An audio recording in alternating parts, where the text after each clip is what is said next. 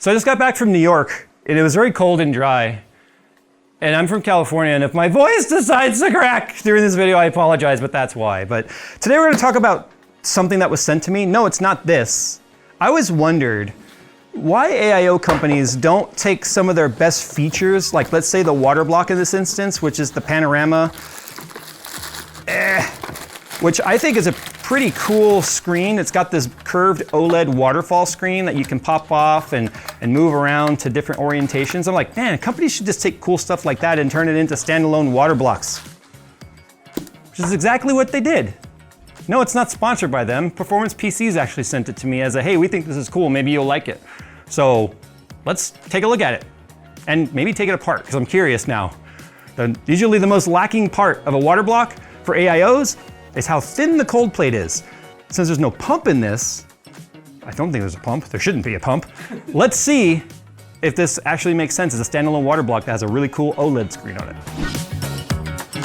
The Be Quiet light-based PC case features a flippable design for either an upright or lay-flat orientation, cable trays and covers, and supports newer backside connector motherboards for a super clean build. Sleek and minimalistic design with integrated RGB lighting offers tasteful design cues, and radiators up to 420 millimeters are supported in the light-based 900 model. To see the full list of specs of the Be Quiet light-based 600 and 900, follow the link in the description below. It's interesting, I just looked it up right now because the Panorama 360 AIO is $279 on Amazon right now, but the Panorama WB, which is just the water block, is $239. So that makes the fans, the radiator, the tubing, and the pump a $40 value apparently. So this is interesting, I'm wondering, is there a pump in here? No, there's a downfire fan.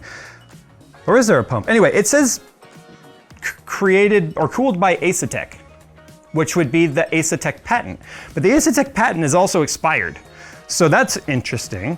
But if I look at the stats and stuff on here, it says model name Panorama WB Black, Intel LGA 1851, 1700, 1200, and 115X, AMD AM4, AM5, material cold plate copper, max pressure 0.8 bar, max liquid temp would be 60 C, net weight 580 grams, warranty 3 years. There's nothing about a pump in here.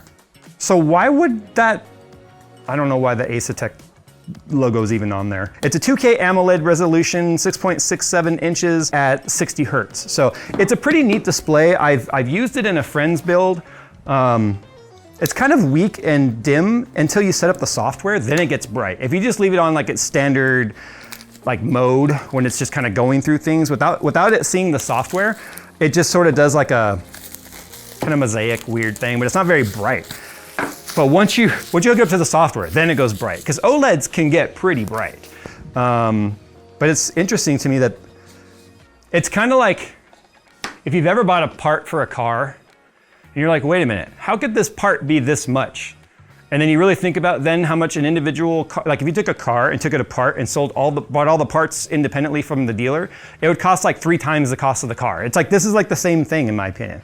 If it has no pump or anything in there, it's crazy to me that it would be less, like almost the price of the AIO itself. Okay, so this is the packaging. I do like TRYX's packaging a lot. Like I'm a sucker for this sort of stuff. Let's see, we do have a little peel tab right there. Is there one on the other side? No.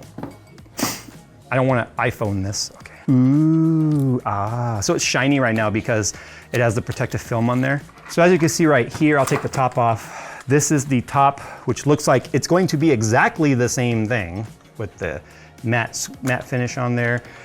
In fact, let me take this off. Yes, it is exactly the same part, which makes sense. Why would they change it, right? There's the downfire fan. Your components around your CPU have to be cooled as well, specifically like the VRMs and stuff.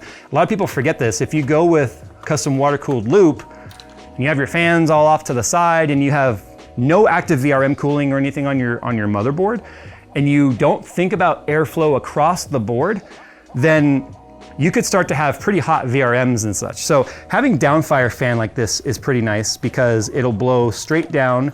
You can see it's got kind of like a scoop right here to push it off to the sides, right there as well. And it looks like if you do it in the normal orientation, it goes up and to the left, which is exactly where your VRMs would be. So that's kind of nice. It makes contact right here for the screen. They're just like pogo pins on the inside. And then these are just 3 magnets on there which hold the top on there. Now here's the interesting thing about this. Okay, so this is the AIO one. I want to point this out too because the screen does come off. The orientation is kind of stuck. One, like it doesn't pop off and rotate 90 degrees or anything like that. And that's because of the fact that they always have to line up with the pogo pins, and then this cutout always has to line up with the fittings right there. So, as you can see, just like that. Now, obviously, we talked about this is just the header for the fan. This is the header right here that's gonna control the pump and the fan on the AIO. But it looks to be fairly identical around the area that matters. Oh, wow. That'll be interesting to take apart. We're definitely gonna take this apart. There's these like plastic tubes that run it down into the cold plate. So it's interesting to say the least. Okay, so I'm gonna take this apart, but first, I wanna see if there's anything else in the box, any fittings. Oh yeah, so we do get some fittings right here. Dang, these are heavy.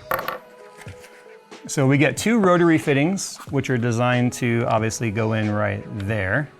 So that's nice. They are G-quarter thread, so you could use your own if you wanted. You can see on the bottom we get screen printed thermal paste already on there. We'll see if we get any extras in the box. It's gonna be easier to tighten these down. No, so it's kind of recessed in there. So getting your fingers in there to tighten down the fitting, it's kind of a tight fit, but they are O-ring sealed, so there shouldn't be too much of an issue there. I like the squared edges on these fittings, and these are heavy duty. Like these don't feel cheap in any way. So I'm wondering who their ODM is for their fittings. They don't look like any fittings I've personally seen. Doesn't mean they don't exist. There's so many like third-party brands now that make fittings. There's not a lot of wobble in them. They hold their position nicely. All right, well, what we're gonna do though is we're gonna go ahead, I'm just gonna wipe off the thermal paste because they do give us extra thermal paste. This is essentially the same stuff you get for the hold down over there for the AIO. So we get an extra really big tube of thermal paste that's only filled to like right there. So perception of value, I guess. And then here is our hold down bracket, that's gonna hold for the Intel brackets. And then this is what I said is really cool. I like when brands do this. It just simplifies it for everybody. These get screwed down onto your AMD motherboard. And then what they do is they convert the AMD whole layout to the Intel layout. So you don't have to change the bracket on here. It's just automatically gonna be the right size. And I do like that the hold down posts are captive and built into this, because as you can see, all the hardware with the spring and the screw and all that is captive on the bracket, which is not the case for the AIO. The AIO is actually not that way, as you can see. So you've got to put the hardware in the AIO yourself. So there's even a slight improvement for the water block over the AIO version. Okay, so I'm gonna pop this cold plate off because I want to measure its thickness. And I also want to see its cold plate design. You can see on the top though, it's got that circle, right? The circle actually pops up from the surface, so that gives it a little bit more thickness. So you want the cold plate to have a few characteristics. One, you need the jet, like the fins, the micro fins. They can't be too fine to where any tiny bit of debris or even some coolants will clog up inside of it, reducing flow. But you need to have the fins, that way you have greater surface area for the amount of heat to be able to be touched. The greater surface area touching the coolant gives a better transfer. It's no different than having like a heat sink, and all the fins touching air. It's the same sort of thing. But you don't want it to be so thick that there's a slowdown of the transfer of heat. So it's kind of a science there in trying to figure out what the proper thickness is. And I have another water block here I'll show you that I kind of feel like, depending on what we find on the inside, there's a little bit of a missed opportunity here for it to have gone thicker, if you will, because my biggest complaint about AIOs is twofold. One, the volume of coolant usually can become saturated fairly quickly. There's no reservoir or anything. There's a very small amount of coolant in most AIOs. But two, their cold plate designs are usually very, very thin. So that means you get a quick transfer of heat, but you have a lower capacity of heat at which it's able to hold, if that makes sense. Because the cold plate needs to pick up the heat from the source of the heat, which in this instance would be the CPU, hold on to that heat so it can transfer to it, and then quickly transfer that heat to the fluid as it goes through. So if it's too thin, it can't hold a lot of heat. It can transfer, but it can't hold a lot of heat. And then if it's too thick, the transfer is slower. So there's an interesting balance there. Okay, so Those are very thin. Wow. Those are very, very thin. But we can actually measure the thickness now. 1.68. And that's at the fatter part. So it is 1.65, 1.68. Okay, so a little over 1.5 millimeters. And then this one is 1.4-ish? Yeah, so it's probably slightly thinner. You can see here it has it's rubber. That's nice. That means it won't corrode. So anyway, the rubber is designed to just provide some direction of coolant flow. I need to take note of how all this is gone because you can see those two slits are offset right there. Right in here. See how they're not perfectly like parallel with each other? So I need to make sure those go back in the right spot, even though the slits on the other side are, okay, whatever. I'm gonna take a photo of this so I don't forget. Yeah. You can see here we have a rubber O-ring that goes all the way around that. So this is good because for cleaning purposes. I can't wait to look at that under the microscope. Those are very, very thin. You know, when I was a kid, if I wanted to know how something worked, I just took it apart. My dad didn't appreciate that because it took apart drills, lawnmowers. Did you ever do the house phone? Oh, of course. Yeah. And then you realize those wires are live. But to this day, I've never licked the 9-volt. Okay, so there's the wiring for the fan and such. And then you can see, it's interesting, we have a vent here, but there's nothing there. Like the fan doesn't reach into that component. If you look through there, you can see the fan only goes out those two sides. And that's because the air is designed to be channeled towards the VRMs. But there's a vent right here for no reason whatsoever, to be honest. That is an interesting design. This is what I was pointing at when I said, look, there's tubes that push down. So the fluid goes in and pushes down through the plate and then comes back up. No, you know what this looks like to me? Or the world's dumbest crab. And those are its eyes. Now for cleaning, you just have to take the bottom off. That's not a big deal, but I'm just curious about the rest of this. I wanna know, are those rubber O-ring gaskets for those tubes that push down in there? Because it's plastic, it can't all be one piece. Yeah, those are O-ring. See? So yeah, this might be one of the most complicated blocks I've seen yet, because this right here, it's old. It's the Glacier C360i. And this is what I was talking about with like, look at the simplicity. Down, through, and out, right? And when you start talking about the difference in temperatures between like jet flow plate and cross flow and this and that, we're talking very, very minute differences between them. But look at the thickness of the jet plate. Do you see the visual difference between the thickness? So this is where it would be really kind of interesting if I started, because I want to put together a water cooling testing station, which is just like a big 560 radiator, like way more radiator than you need. So the only thing that's limiting the cooling capability of the component it's touching is not the transfer rate of the radiator, it's going to be the transfer rate of the component. And then just have quick disconnects on it. So when I look at something like this, I can just easily pop some quick disconnects, stick it on the component, system's up and running, do our temperature testing, and then we can start filling out charts on water blocks and stuff. I don't know why I haven't done that till now, but I'm gonna do that. It's gonna be fun, I think. Because then we could take something like this Vantex block and compare it to something like this and see outside of the screen and all that, right? Which this is probably the majority of what you're paying for, to be honest. Curved AMOLED isn't cheap, even on phones. So it'd be interesting to see how this stuff starts to compare. And that's something I'm looking forward to doing. Before I put this back together, let's take a look at these fins on the microscope, because I can't even differentiate them with my eyeballs. And my only concern about that is that makes this very susceptible to clogging. Why would it clog? Well, if you're using soft tubing, it leaches plasticizer. That's why they get all cloudy and ugly. That can start floating around in your system. It's not something that's gonna look particulate, but it will be at a microscopic level, and then it starts to build up in these types of fins. So let's take a look at this in the microscope. My God, even with a microscope, it looks like we still really have to zoom in. I don't have a way to measure anything this small. That's what she said. So anyway, that looks like man, I would just be worried about clogging. Now to put it into perspective, those are the Vantex fins. I think the thicker cold plate at 5 millimeters, it's 5 millimeters if you include this top part, because if you look here, you can see how it's raised up. right? So we have the thickness of the bottom plate, and then the jet plate itself is raised higher than that. It's actually 5 millimeters thick at the thickest part. This is where I really need to get my testing station set up so I can say, am I just talking out my ass? Or is there something different here? Like, is there something tangible when I'm talking about here? Because look at how much bigger, too, the overall cooling area for the jet plate and the microfins are for the Fantex block versus the TRYX block. But I think the only problem here is TRYX is trying to adapt an AIO to an open loop product. But with an open loop product, you can design it from the ground up. This you have to adapt. Now, this isn't about Fantex, it's just a random block I grabbed, but this is fully torn down compared to this. For cleaning, this would be a lot easier. You can get a toothbrush in there. Toothbrush ain't getting in that. Heck, a razor blade isn't getting in that. Maybe a scalpel, but.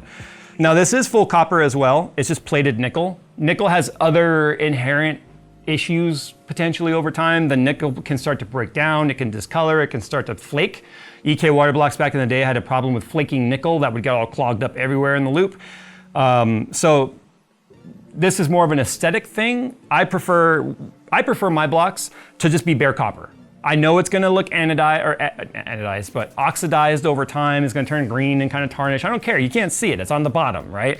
The inside like this on a clear block, you could see, but you can obviously get blocks that are not, that aren't clear. But I would just much rather have the straight copper, like bare copper, because of the fact that there's nothing to break apart over time and cause a problem.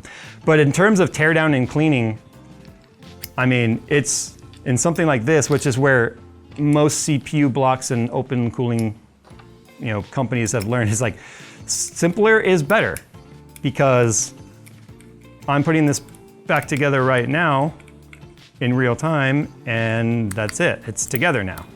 As long as I didn't pinch that O-ring, we're done. That I'm gonna have to refer to some photos. All right, time to see if I can put this back together now. And remember how everything went. Fortunately, everything lines up only one way. Like, there's no way I could put that on inverted the other way, because these two screws right there screw down to a post that doesn't exist on the other side. Because that's one of the things I want to evaluate with something this complicated is it user serviceable? Because that's one of the benefits to an open loop, is serviceability. You don't get serviceability most of the time with AIOs. At the very most, you might get refillability as it starts to evaporate fluid over time, but you don't get, you don't get a way to clean it or anything like that, because they don't tend to come apart in a way that is easy for people to be able to service. Okay, so that's back together now. The drum. Yep. Or if we're Phil, I can't do, my arm doesn't go through there, hold on. This with the arm. Anyway, now one thing you should be mindful of, these are plastic screws, as you can see. They screw down into the plastic frame. If you over tighten that and crack it or strip it, that's what's nice about open loop parts typically though. As you can see, these steel screws go down through the plexi top and screw into the copper plate. A lot harder to strip those. Not impossible, but a lot harder to strip those than, say, these tapered plastic screws, which are very coarse thread versus fine thread sheet metal type screws or metal screws. So keep that in mind as you're putting it back together. Also too, with me handling it, it's gotten so scratched on the bottom. They're micro scratches. I mean, that'll happen with any metal, especially a more polished metal. But yeah, just need to keep that in mind. So I need to make sure I don't pinch the wire, because you see how the wire kind of goes over one of the holes that hold it down? So I'm gonna have to make sure that is out of the way. There we go, kind of like that. Okay, it's not exactly a hard teardown and reassembly. It's just involved. The only thing I think is most important to keep an eye on is which way that rubber piece goes. I really don't know how much impact that would have, but obviously you should put it back together the way it came apart, so. All right, well, there we go. These are the final screws. And I am gonna probably try to, by the end of this year, get my water cooling testing station built up so I can now, when we talk about stuff like this and I'm curious about a certain design and whether or not it's beneficial or gimmicky, I can test it now, at least get some data. But I think obviously the star of this is gonna be the screen. There we go, guys. Sound off down below what you guys feel, how you guys feel about this. I think, I'm not gonna knock it because I want to see brands try things. I think we need to see more innovation in a space that's really been kind of boring for years, especially in a time right now when water cooling, although might be some of the most necessary, I think, for the hot components that exist today, but might be at the least interest it's been in a long time. So I'm gonna try and bring water cooling back. I was trying to think of a pun or a joke to put in there, but I got nothing. Just like the water cooling industry right now. All right. That's sad. No, it's sad because if inventory everywhere sucks. Like there's very little inventory for any of this stuff. So, all right, guys, thanks for watching. Tell me what you guys feel about the Panorama WB. It's not a TV network as much as it sounds like one, but it's a water block. That's derivative of an AIO block, but it's not.